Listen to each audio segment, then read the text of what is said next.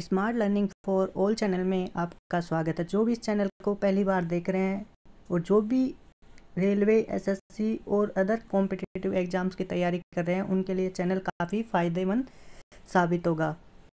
तो जो भी इस चैनल पर नए हो, उस चैनल को सब्सक्राइब करें और जो साइड में बेल आइकन का बटन है उसको दबाएं, जिससे आपको जैसे ही कोई भी वीडियो इस चैनल पर डाला जाएगा उसका नोटिफिकेशन तुरंत आपको मिल जाएगा।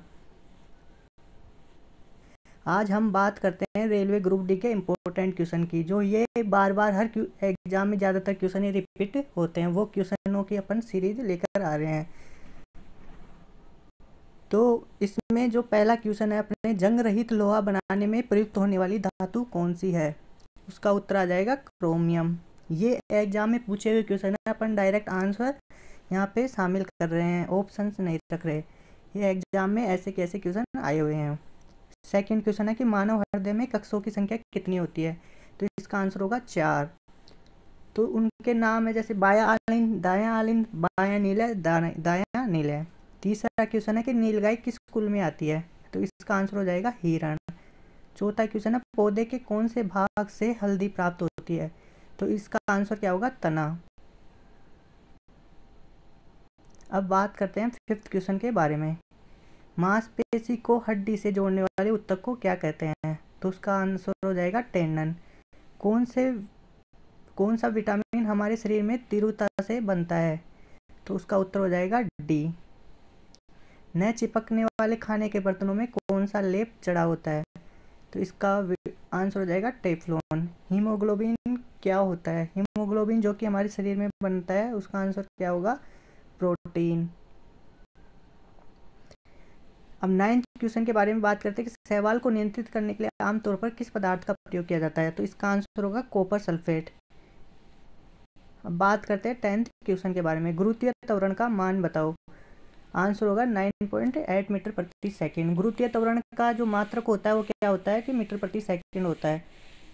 तो कई बार क्या है, जैसे वैल्यू सेम दे रखी होती है लेकिन इकाई में डिफरेंट कर रखा होता है, तो अपन इकाई से भी इस क्वेश्चन को कर सकते हैं। जैसे ऑप्शन में चारों आंसर 9.8, 9.8, 9.8, 9.8 दे रखा है और मात्रक में ओनली चेंजेस कर रखा है, तो मात्रक के अनुसार अपन इस क्वेश्चन का आंसर दे सकते हैं। यदि कोई 11 क्वेश्चन के बारे में देखते हैं, कोई विलियन लाल लिटमस को नीला कर देता है तो इसका पीएच होगा। तो जो लाल लिटमस को नीला कर देता है वह क्या होता है? क्षारीय विलयन होता है। वो क्षारीय विलयन का पीएच क्या होता है? 7 से अधिक होता है। 12वें क्वेश्चन की बात करते हैं कि तापमान की एसआई इकाई। यहाँ पे ये एसआई इकाई पूछ रहा है, ना कि सीजीएस इकाई वगैरह पूछ रहा है।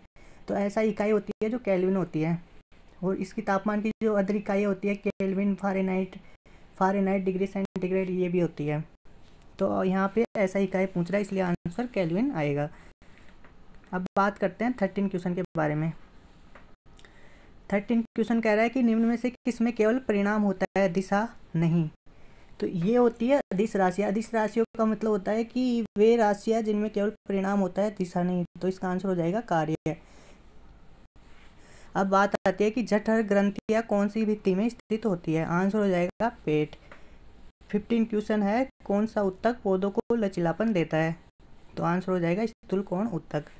अब अपन बात करते हैं कि जो भी रेलवे ग्रुप डी की एग्ज़ाम हो रखी है, तो उनमें पिछली साल हुई थी, उनमें किस न्यूमेरिकल से क्वेश्चन आए हुए थे, तो वो अपन न्यूमेरिकल सीरीज करवाएंगे। हर जो 15 साइंस के क्वेश्चन रहेंगे उसमें 2-3 क्वेश्चन न्यूमेरिकल के रहेंगे, जो बहुत इंपॉर्टेंट क्वेश्चन रहेंगे और आपको आने वाली एग्जाम में देखने को मिलेंगे। अब बात करते हैं कि गतिज ऊर्जा से रिलेटेड जो भी न्यूमेरिकल आएंगे उनको अपन कैसे सोल्व करेंगे। तो गतिज ऊर्जा से रिलेटेड क्वेश्चनों को सोल्व करने के लिए